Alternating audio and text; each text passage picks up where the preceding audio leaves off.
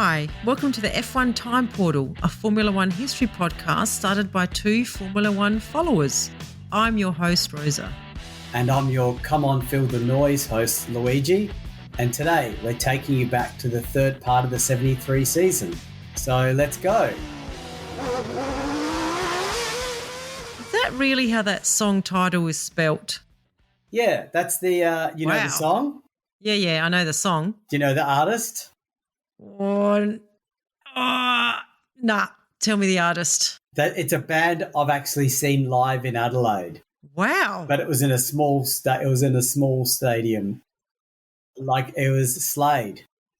Oh, wow. Slade. Yeah, Slade. Yeah. They're a big glam rock band. Okay. But they had good music. So they did. I like this song. Yeah. I didn't realise that's how you spelt it though. Yeah, they spelt it in a like a anti-establishment way. Kind of way. And for other meanings too. Yes, which we won't go into, otherwise we might not get published on our sites. So I did promise a quick update, a quick thing about Shadow.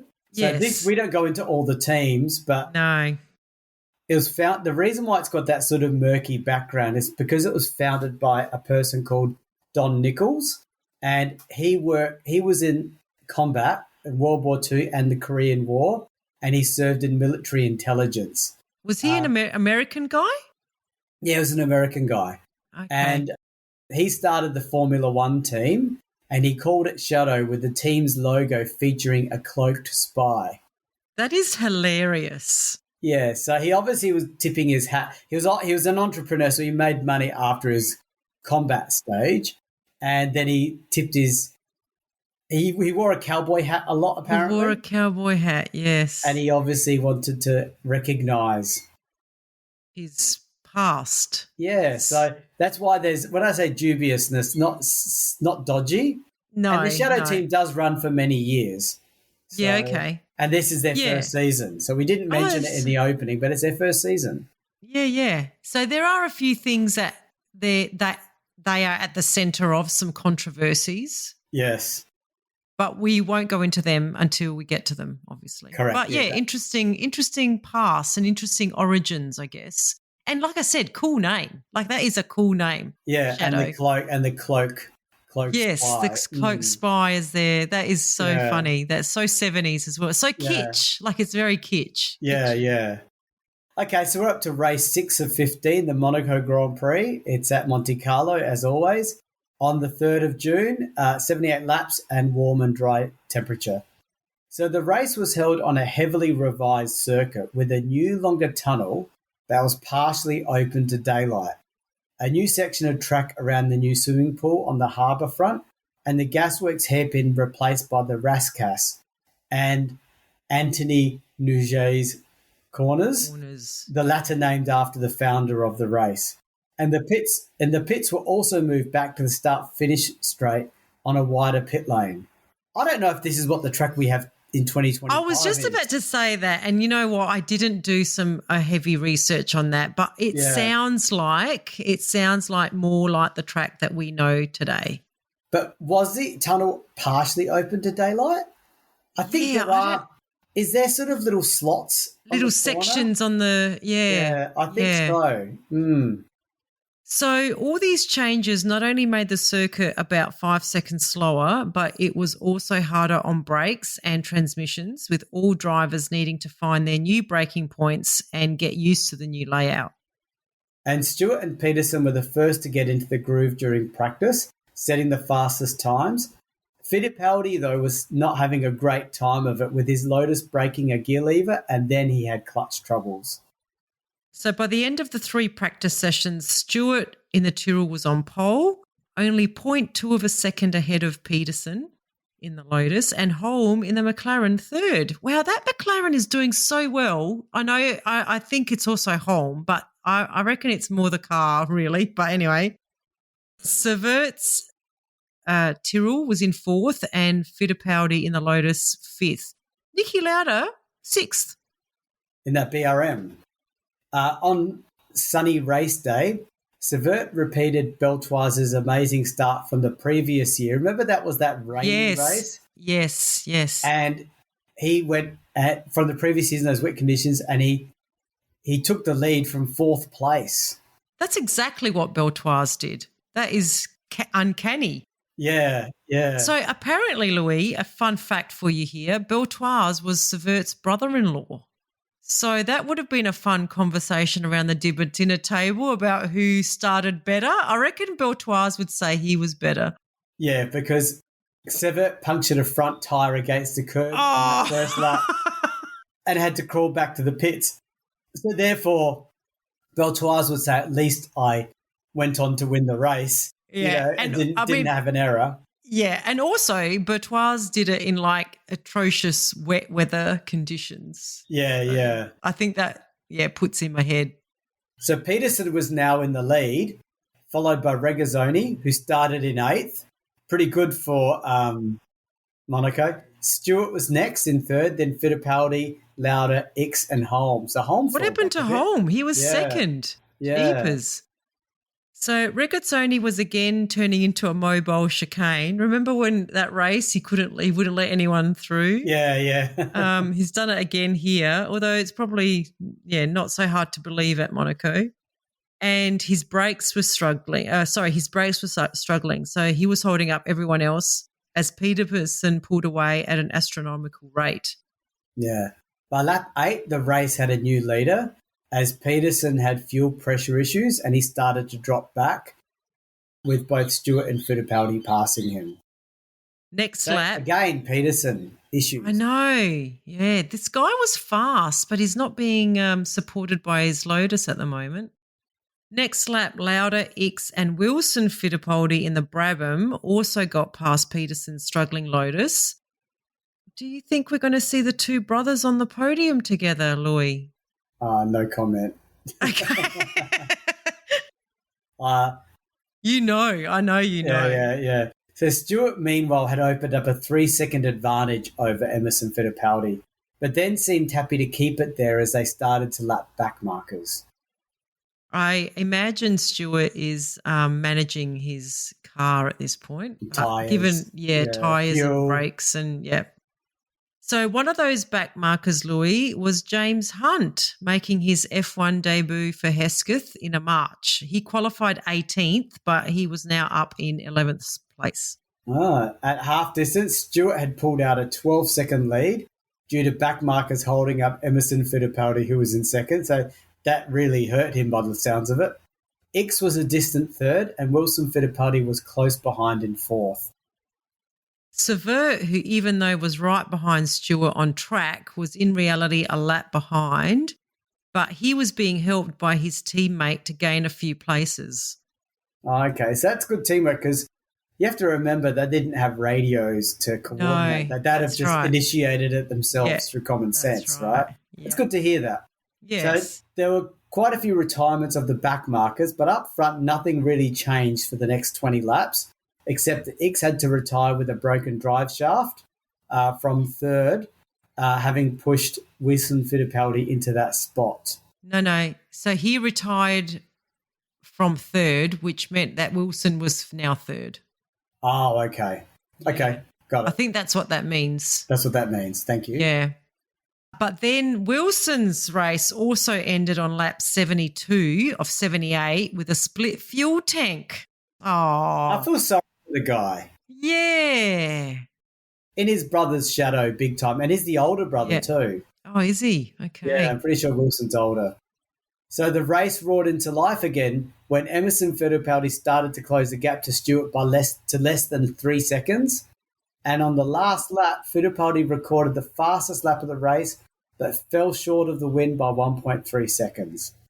So with this win, Stewart equaled the record of 25 Grand Prix victories set by his friend Jim Clark. Fittipaldi second and Peterson third after 4 retirements from 5 starts. Wow. Peterson. And Hunt, by the way, finished 9th, 5 laps behind and technically not running, and Lauda out with the gearbox on lap 25. So just interesting to keep an eye on those two. Yeah, it is. And it's I can't believe this is Peterson's first finish or second finish, but 4 retirements from 5 starts. No, That's his first finish. It's his first finish. Yeah. He's been in first place so many races. Yes, Yeah, yes. so he's really being seen as having potential, isn't he? And I don't like how the terminology, I think you may have written this, how on the last lap, Fittipaldi recorded the fast lap and fell short of the win by 1.3 seconds. I'll just remind you that catching up is one thing and passing is another. Oh, you know what? That was not my words. Oh, they really? are Mike Lang's words. That's why I put them in there like that. Wow, very unusual wording. It is. It seems like, considering Stewart's British. Yeah, didn't we sort of figure out that Stewart wasn't really one of his faves anyway? Yeah, as we can tell. Yeah. Yes. So let's see what's happened to the championship standings then. So Fittipaldi's on 41. Stewart's catching him though. He's now on 37. Severt's on 21 and Revson's on 11 and Holmes on 10. And in the constructors, we've got Tyrrell on 45, Lotus on 41. So, yeah, Tyrrell's overtaken Lotus. McLaren's on 17 and Ferrari's stuck on 9 and Shadow on 5. Yeah, those two refuse to score any points. But no one behind them is pressuring them to do so. No. So, yeah. Okay, so we're up to race 7 now, the Swedish Grand Prix, the debut of the Swedish Grand Prix. It's at the Scandinavian Raceway at Anderstorp. It's on the 17th of June, 1973, of course. 80 laps, and the weather is cool and dry. Now, let me just have a look at this track. I don't know if, Rosa, if you want to look it up too to see if you can just... I've got it here as well. Oh, they don't show the track. Oh, I see the track now. Oh, that's going to be an interesting... Can you try to describe it? I can try to describe it. Oh, gee, I don't even know where you'd start. There's a really long straight at the back of it. Quite a hair, I don't know, 2 kind of big corners, Louis, 2 big corners, a bit of a tight corner, but yeah, I don't know. It's very hard to describe. There's 3 hairpins. Yes, there's 3 hairpins. 4 actually. One, I'd say 3, but maybe 4. Yep. Anyway. Okay. So Formula One arrived in Sweden for the first time ever at Anderstorp. And this is a brand new venue, meaning no team had prior experience here, which made setup and strategy very unpredictable. And it was Ronnie Peterson's home race, which is, I think, possibly why they're here. But anyway. So he had the entire nation behind him and you could feel the pressure building all weekend. Yeah, so the track layout favoured cars that had good aerodynamic balance over pure power, I guess. So I wonder if we'll see the Monaco cars do well here. Yes, well, this meant that Lotus and Tyrrell were once again the teams to be, and they made up the first 4 places on the grid after the practice sessions. And Peterson on pole. Ooh, that's pretty good for his home race too. Yeah, the crowd would have loved it. Severt beat Stewart by 0.013 seconds to get second, and Fittipaldi lined up 4th. So when the Swedish flag fell, it was Fittipaldi that roared off the line to get past Severt and slot in behind Peterson, who was in the lead. Stewart was now 4th behind Severt. So it was like the 2 Lotuses leading the 2 Tyrrells. We've heard that before this season. And they looked like they were going to put on a clinic, opening up a 2-second lead after just 2 laps. Holm made up the first 5 cars of the race, and that's the way it stayed for the first 20 laps. And then on lap 33, things got interesting when Stewart got past his teammate and was closing in on Peterson's second place. Severt dropped back with increasing tyre vibrations, and it was only a matter of time before Holm was in 4th. He then had some sand granules find their way into his throttle, which dropped him to 5th. Sand. Yep. I don't know why. Near the beach. I don't know. Sweden's not known for I don't know. beach, you know. At the halfway mark, Stewart had closed the gap completely to Fittipaldi and Peterson, And with the three cars so evenly matched, any driver error or mechanical issue could mean a change in the lead. Now, let's not forget Fittipaldi and Peterson are in the same team, so they would have been working a little bit together. Working together. Think. Yeah. On lap 61, Holm got past Sever again to take fourth, and in 5 laps was right on Stewart's tail. But it was Fittipaldi he overtook as Fittipaldi started to drop places due to falling oil pressure. Oh, so Fittipaldi's had a few little issues. Yeah, hasn't he? that Lotus again. Yeah. Peterson, although Peterson wasn't a Lotus, who is now leading, was in trouble, funnily enough. Oh. And a slowly deflating tyre. Okay, I'm going to edit that out. But a slowly deflating tyre on lap 76, remember this 80-lap race, meant that Stewart slowed down due to failing brakes. So a 4K race to the flag turned into a straight fight between Holm and Peterson. So unexpected Holm up there. Peterson was having major issues with tyre wear on his soft tyres. See, they mentioned soft tyres. That's interesting, isn't it? Yeah, I know. Fighting the car to stay on track. So on the penultimate lap, Holm was able to pass the hometown hero to snatch victory as he had chosen to run harder tyres on his McLaren. So interesting that they barely mentioned that. I know. Here we have it's so frustrating. Yes, yeah. I know. So he won by over 4 seconds. Stewart came home in 5th, obviously nursing that car. Fittipaldi failed to finish, unfortunately, as on lap 77 his gearbox seized. Peterson came 2nd and Severt finished 3rd.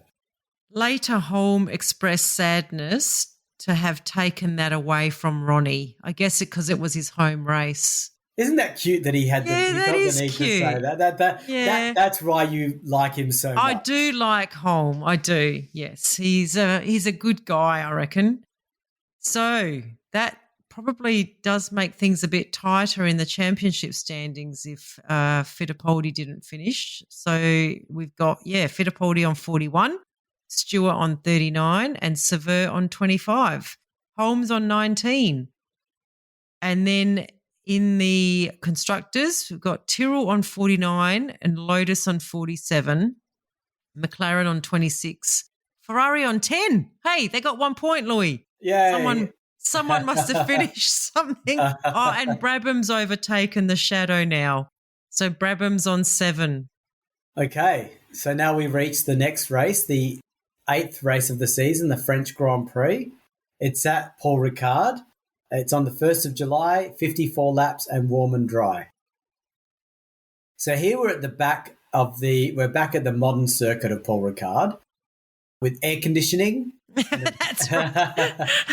A very long and fast straight that caused many teams to push their aerofoils back by a foot so as to not lose traction and gain maximum speed. Interesting. So during first practice, it was Stewart who set the fastest time and no one could get anywhere near it in the following sessions, not even Stewart himself, which gave some credibility to the feelings of quite a few teams that the timekeepers had made an error of a full second on Stewart's lap. I found this very interesting, Loy, because wasn't this the era where the wives and girlfriends were like the timekeepers, or was that more in the 50s and 60s? Well, it's interesting you raised that because you raised that and then we dug around a little bit more because to my surprise, here we were reading about this in the 70s and obviously this 1 second issue with Stewart being questioned. And I thought, when does timing officially become official? Funnily enough, in 73. And there's a company that still exists today called Longines, and they introduced a fully electronic system for F1 races. But prior to that, it doesn't say exactly which race, but prior to that, they relied on manual timekeeping by highly skilled and, yes, often female timekeepers. Highly skilled. No offense. I mean, they might have been highly skilled, but I remember reading that a lot of the wives and girlfriends did the timekeeping and the lap counting. So how did they align? Yeah, I don't know. You get what I mean? Like, surely you'll cook it a little bit earlier. Yes. For your husband or boyfriend, you know? That's right. Yeah, so it's just very interesting because there was a shift away from women being frontline timekeepers it was considered they weren't good at it, when in actual fact Ooh, they were they were amazing. amazing. Yes. Yeah. But Yes. yeah, so this whole thing about timekeeping changed in 73, but unfortunately Mike Lang doesn't talk about it, and even online No. checking doesn't say this is Doesn't the say which race. race. Yeah, Yeah. so Nah. but I wonder if this 1 second thing was a bit of a Yeah. prompter. Yeah, probably. And look, I just want to say, just from my perspective, I don't subscribe to the notion that the women weren't good at it, but they probably did need more official and consistent timekeeping technology in place. Like whether they were women or not is, I think, irrelevant. I think as soon as you have humans independently timing drivers, you're going to get some variances in how they're recording those times. So I think, if they're going to be a professional sport, and we say this all the time about sport, if they're going to be professional sport, put the resources into where you need the professional. Yeah. And that applies to Formula One even today. Yeah, Even today they exactly. don't Even resource some things today, properly. They don't exactly. resource some things properly. Exactly. Yes. Anyway, so yeah, interestingly, that no one could get near his time, not even himself. So, you know, but a full second, that's a big error. Yeah, so the only driver to get anywhere near it was Jody Scheckter, who claimed second spot, and Fittipaldi in the Lotus rounded out the front row of the grid in third. So at race start, Scheckter, who's in the McLaren, beat both Stewart and Fittipaldi off the line to take the lead. Peterson in his Lotus from fourth also got off to a great start to slot into second, while Fittipaldi had a bad start to fall back to fifth behind Stewart and Holm. And Savert was sixth from fourth, just ahead of Reutemann in the Brabham, and then X. So Savert dropped 2 places. That's interesting. Yeah, he's having a great season though, but this was obviously not what he'll talk about. You know who just going on a bit of a tangent here. You know who I think every time I read about his race starts, Peterson. Peterson has really, really good race starts. Yeah, he and does. I kind of put him into the Clark category of starts, because Clark always had amazing starts as well. Yeah. Oh wow, interesting. So yeah, I'm gonna say Peterson's in that category with his starts. Yeah. Okay. So yeah, that order of what did we say? Stewart. So Scheckter, Stewart, Fittipaldi, Peterson, Savert, and Reutemann. Sorry, Holm, Savert, and Reutemann. That would stay for 16 laps until lap 17, when Holm pitted with a chunking rear tyre. I'm guessing I don't know what chunking means, but I'm guessing it was just starting to like bubble and split perhaps. Yeah, chunks of the tyre dropping off. Yeah. So he only rejoined in 19th place. So knowing that, he's probably going to come third. Yeah. Knowing Holm, yeah. Knowing Holm and the McLaren. Yeah. So Stewart then stopped with a similar problem and rejoined in 13th before being lapped. So obviously this chunking tyre was not just limited to the McLaren. No, and he was lapped. My gosh, I don't hear that often on Stewart. So Peterson waved teammate Fittipaldi through to see if he could catch Scheckter in the McLaren, but not even the reigning world champion could make an impression on his lead. This is only Scheckter's third F1 race, remember, as he was only like an occasional third driver for McLaren in 1973. And he's really making a name for himself, isn't he? Yeah. On lap 41 of 54, the leaders were now encountering some backmarkers, and Fittipaldi thought his chance had come to snatch the lead, and he went down the inside of Scheckter's McLaren expecting to be able to get through. Uh-oh. He probably thought, I'm defending champion. Yeah. Who is this new dude? You're only 3 races in. But Scheckter thought otherwise, and he shut the door, Louis. They made heavy contact, forcing Fittipaldi's retirement from the race.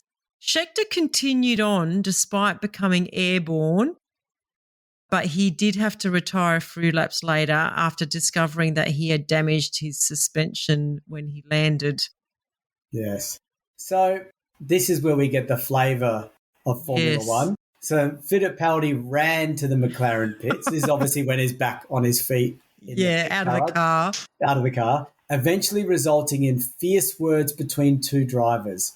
Scheckter claimed years later that Fittipaldi had called him a young hooligan for his role in the incident. Wow, them fighting words. Isn't that gentle? Isn't that so gentle? A young hooligan. That is so funny. I mean, I don't even want to know what the words are for 2025.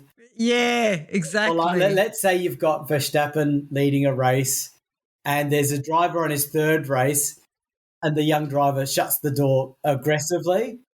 I think Verstappen's going to be using words that don't include lovely. No, that's right.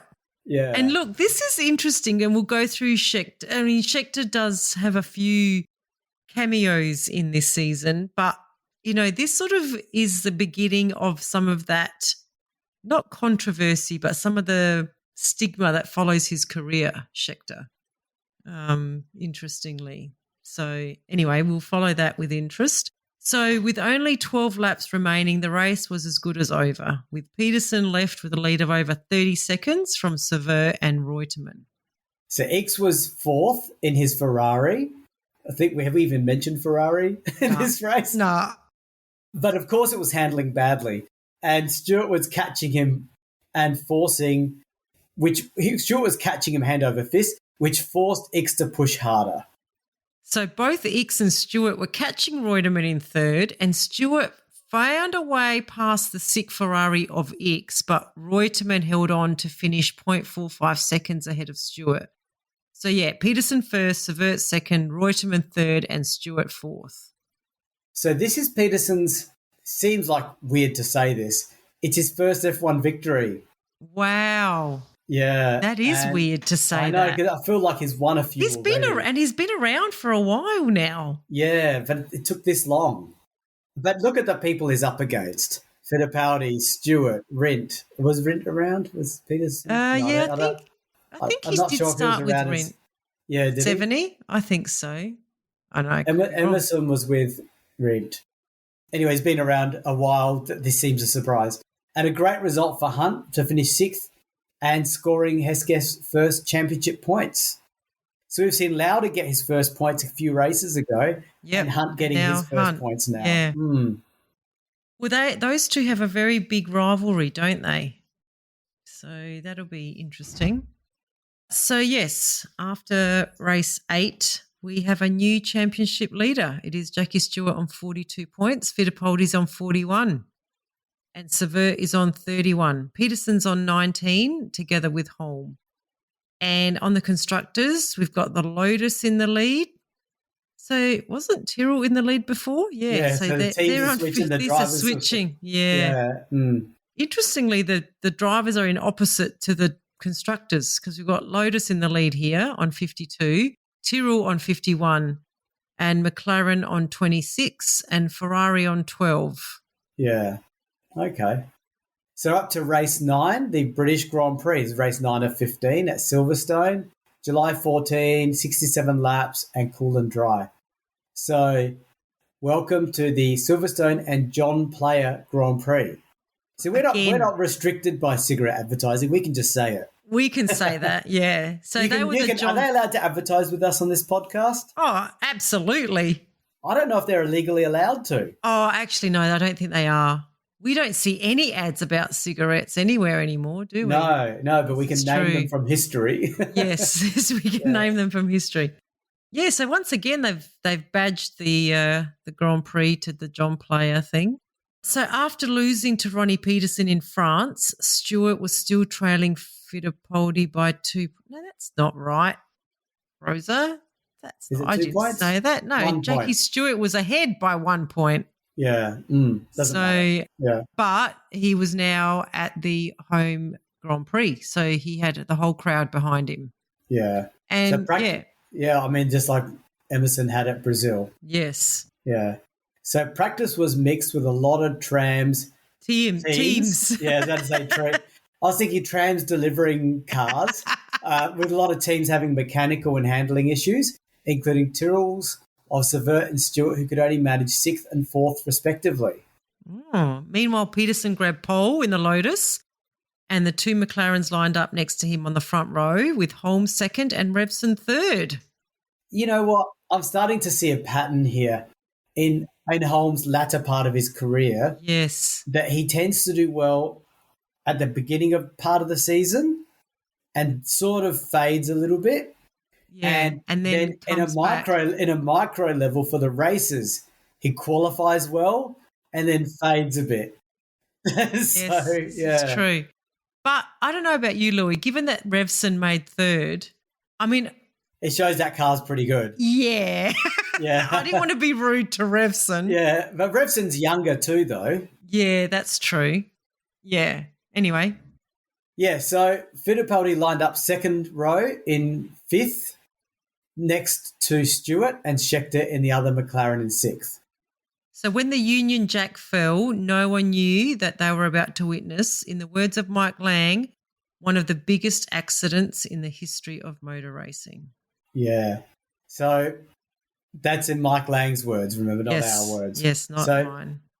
Peterson had taken the lead going into Copse, but Stewart had followed him into second from 4th and got past him at Beckett's.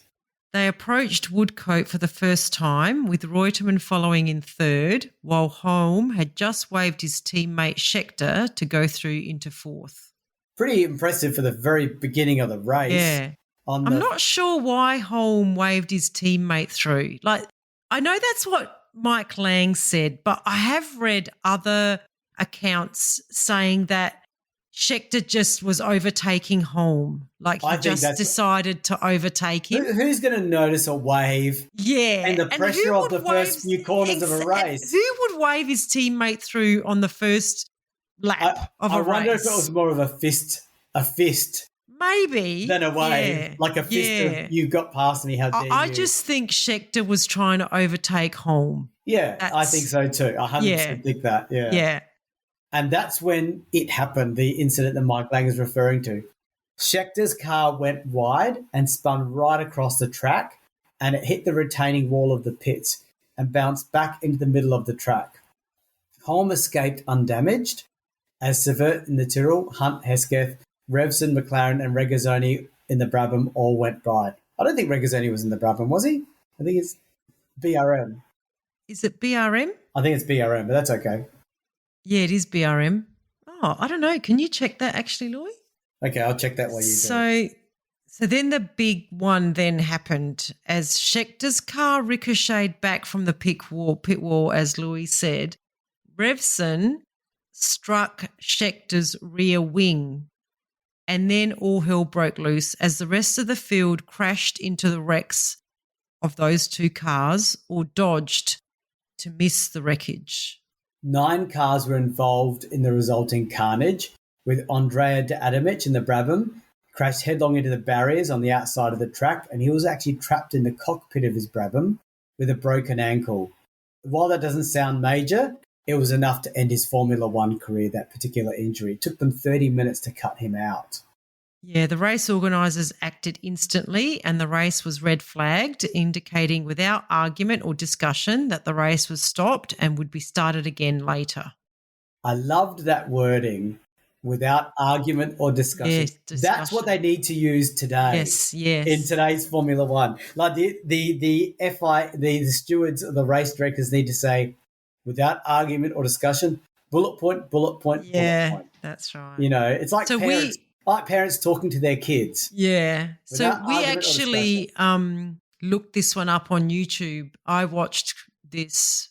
It's on you. It's a bit grainy, but you can see exactly what happened. And yeah, it's just, it happened so fast. I don't know that they instantly red flagged it. No, they took a long time. I thought there were still cars racing around all of the carnage for quite a few laps before they red flagged it. But anyway. Before they realised they had to cut Adamic out and whatnot. Yes. The commentator on the video of 73 was saying long time coming, and the cars were sprinting around. It was quite dangerous. Yeah, I Really know. dangerous. I know. Yeah, so those ahead of the accident were still racing until they ended the lap. And when it all came to a rapid stop at the scene of the crash, it took ages for them to clear all the debris and the stuff on the track. Because look at remember the punctures races we had before? So before we talk about the race continuing, what did you think of the incident, Rosa? Look, I thought it was just a bit innocuous. Like we'll read a little bit later because the drivers, so they stopped the race. It took them an hour to clear away all the wrecked cars and the debris. The drivers then lined up in their original places for the second start, except for, of course, De Adamich and Scheckter. I think Schecter's car was beyond repair. All the other cars were okay. So a lot of drivers wanted Scheckter banned from the sport for causing the accident. But McLaren instead decided to put him on the sidelines for a few races until the dust died down. But like when you watch it, I don't think Scheckter did anything wrong. He tries to overtake Holm, and I think his back wheel goes onto the grass. Yeah, that's it. And he loses the back of the car a little bit, and he kind of then, plows into the pit wall and bounces back. So, look, I don't know that he deserved all the heat that he got. Really, it's because he was a young gun. He was newcomer to the sport. He was not showing a great deal of respect to any of the other drivers. Like, for example, he was battling with the defending champion and took him out in the last race. Yes, I wouldn't say took him out. He defended aggressively. Yeah. And I don't think the drivers liked that. They didn't like this upstart doing all these big moves, and probably they knew he'd passed his teammate. Holm. Yes. How dare he? How dare he? And Holm defending, he's a past champion. Yeah, I don't know. Like when you watch it, it's not that bad. It's not like he did It's like anything. an incident you see every race. Exactly. And they had grass. They had grass on the side of the track. So we know what happens when the Formula One car goes on grass with one wheel. They're in trouble. They're in trouble. I mean, this is the era of calling someone a young hooligan. Is considered crossing the line. You know what I mean? Yeah, anyway, I don't know. So to the second start, and Peterson again roared away into the lead. But Lauda in the BRM, who now had Schecter's empty spot in front of him, had a fantastic start from the fourth row, and he was now up to second place at the Copse corner. Yeah, it's really interesting to talk about Lauda like this because, so Lauda got ahead of Stewart, Fittipaldi on the two front row McLarens of Revson and Holm. And that's the Lauda we will come to know and love as time goes on. So this time they all got past Woodcote without incident, Woodcote. Peterson leading Lauda in second and Stewart third. Yeah, and as was almost expected, Stewart overtook Lauda on lap 2 by going under braking for Stove, and 5 laps later the same move on Peterson. But just as he was alongside the Lotus of Peterson, Stewart had trouble selecting fourth gear, and before he could do anything about it, he was spinning into the infield. I wonder how Mike Lang knew he couldn't select fourth gear. I reckon he might have spoken to Stewart afterwards about that. But anyway, it's just interesting. Like, you can't really tell that from just watching the race. So apparently in the infield, there was a crop of corn growing there, Luigi. Of course, as is normally the case. Yeah. He disappeared into the corn crops and he emerged on the other side with a radiator full of weeds and corn, and he rejoined in 13th place, but only for 3 laps before he had to pit and get it all cleaned out. And I think it's a bit disrespectful to weeds. Yeah. Because weeds are living plants too. That's right. And crop corn, yeah. So Stewart rejoined in last place and over a lap behind the leaders, but just behind Hunt, who was in 5th place. Right. So that's interesting. So meanwhile, Lauda had slipped to 6th place and Peterson had a lead of 5 seconds from teammate Fittipaldi, who was under pressure from the McLarens of Revson and Holm. Yeah, so by lap 20, Peterson's car was oversteering and Fittipaldi was now right on his tail with Revson behind him. At half distance, Peterson had no more than 2-second lead And then the rain started. And at that exact moment, Fittipaldi found himself with no drive and pulled off the track. I mean, he was going to be waved through regardless, surely. I don't know. Fittipaldi, yeah, for sure. So Peterson was now left to fend off Revson all alone. But 2 laps later, on lap 30, Revson went by into the lead. Wow. By lap 50. That McLaren. Yes. By lap 50, Revson had a lead of 5 seconds over Peterson with Hunt and Holm locked in. Oh, sorry. So Peterson, Hunt and Holm were locked in a battle for second place. Oh, so yeah, Revson had just pulled away and Hunt. Yeah. And this is his home race, remember? Yes. So on lap 56, Holm made a successful bid for third on Hunt, who had a blistering left front tyre. Peterson was able to hold on to second by 0.4 seconds from a rampaging Holm. Can't imagine that. Who came in third, and Hunt hung on for fourth. So Revson had won his first GP by 2.8 seconds. So is that our first win of the season in a row? Yeah. Peterson won the last one and Revson wins this one. So look at them sharing the trophies around. Yeah, exciting season. So first 2 places don't change. Jackie Stewart on 42. What happened to Stewart on this one? Oh, what happened? Did we talk about him? Yeah, we did. He was up there. That's right. He overtook Lauda, but he couldn't select fourth gear. Oh, that's right, the corn. That's right. Yeah, that's How could we forget about the corn? Yeah.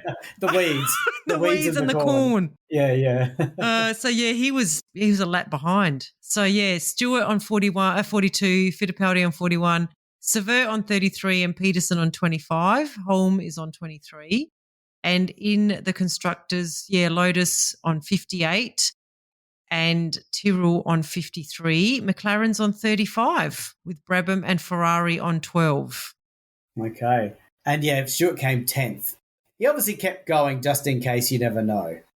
Yeah, okay. Shall we do one more, Louis? What do you reckon? No, I think that's it for this one, Rosa. All right. Are you sure? I'm sure. Okay. Yeah. All right. Sorry, folks. You're going to have to come back for part 4 for the next one. Okay, bye. Bye.